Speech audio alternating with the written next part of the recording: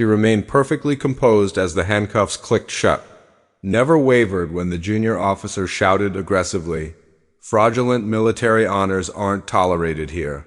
Spectators observed with hostile expressions, their murmured accusations cutting deeper than the restraints binding her arms.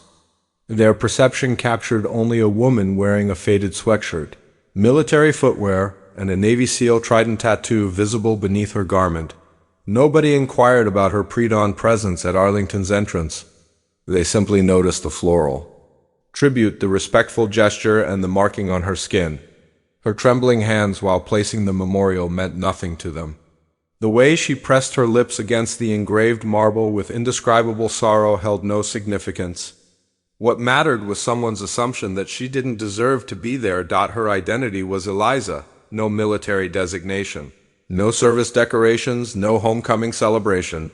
They removed her forcibly before the headstones, away from the spirit she'd arrived to commemorate. A nearby youngster began sobbing. The security personnel maintained their silence.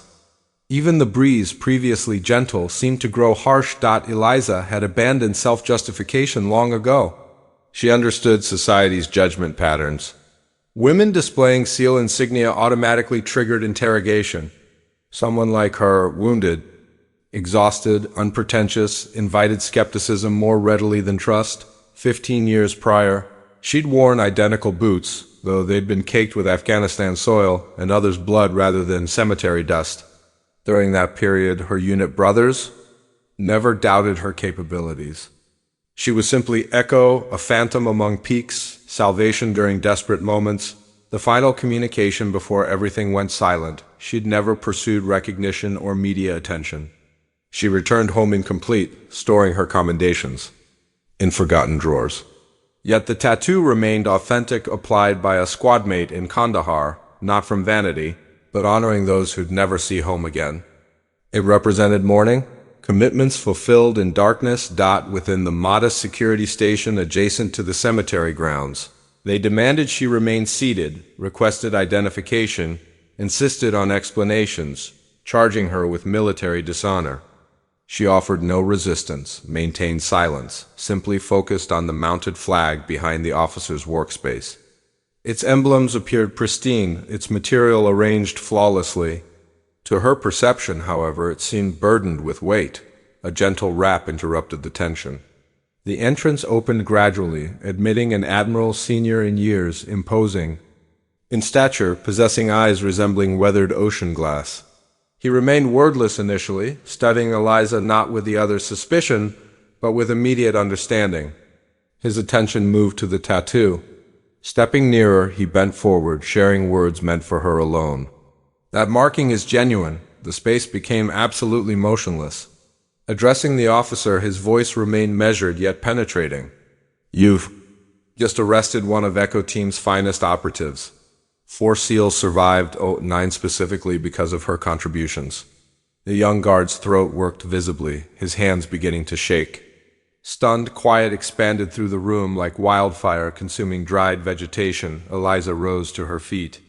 Words weren't necessary.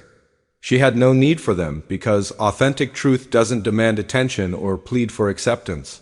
Truth simply exists until someone possesses sufficient courage to acknowledge it. She departed without restraints, maintaining her dignity. The same observers who'd questioned her credibility now moved aside respectfully. One individual hung his head in shame. A child offered a military salute. The air, previously bitter, now carried something more comforting. She returned to the gravesite, placing her floral offering once again. This time, interference was absent. When she stepped backward and murmured, "Always beside you," her words weren't intended for the living, they were meant for the departed. Her visit wasn't about seeking praise. She'd come to preserve memory. Authentic truth doesn't plead for validation, it simply waits for recognition. They perceived body art. He recognized a warrior. Not every hero displays medals. Some carry quietness as protection.